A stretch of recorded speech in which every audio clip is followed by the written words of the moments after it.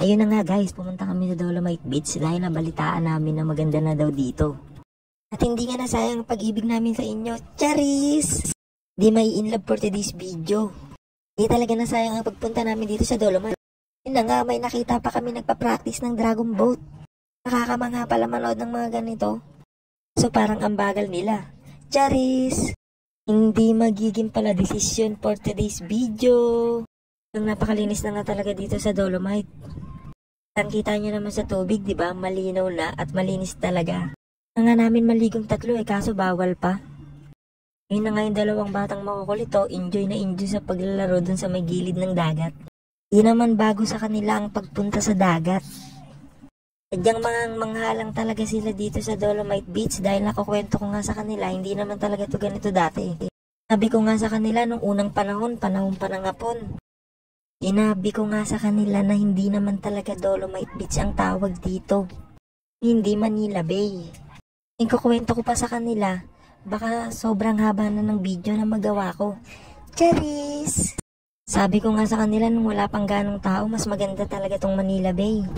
Di sana natatawaging Dolomite Beach to kung hindi lamang napabayaan. Dahil din sa kagagawa nating mga tao kaya napabayaan tong Manila Bay. Sinabihan ko na rin sila na ang mga basura nila dapat tinatapon nila sa tamang basurahan. Hindi na pupunta sa mga karagatan at anyong tubig. Tulad ng nangyari dito sa Manila Bay na tinawag ng Dolomite Beach. Pero kahit papaano napaganda pa rin nila tong Manila Bay. Tawagin ay Dolomite Beach.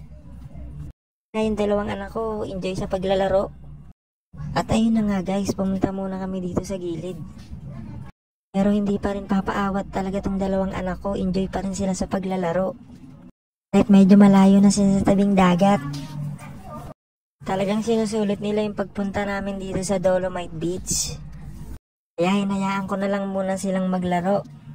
Ang importante, nag-i-enjoy silang dalawa. Lalo na yung bunso kong anak. Masayang masaya talaga siya sa pagpunta rito sa Dolomite Beach.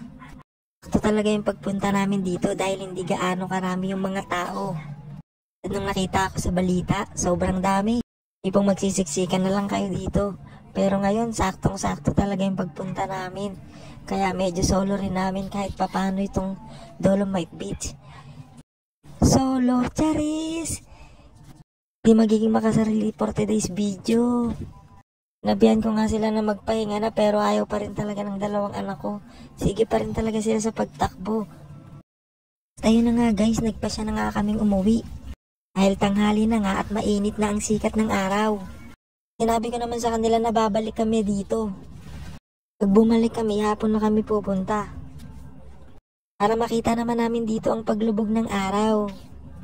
Medyo ayaw pang umuwi ng bunso kong anak dahil talagang nag-i-enjoy talaga siya dito sa paglalaro dito sa Dolomite Beach. Sabi niya nga sana daw pagbalik namin sana pwede nang maligo. Sabi ko na lang sa bahay ka na maligo dahil amoy pawis ka na. Charis! Pero kahit papano talagang na-enjoy talaga nila yung pagpunta namin dito sa Dolomite Beach. Talagang hindi nakakapanghinayang ang pagpunta namin dito.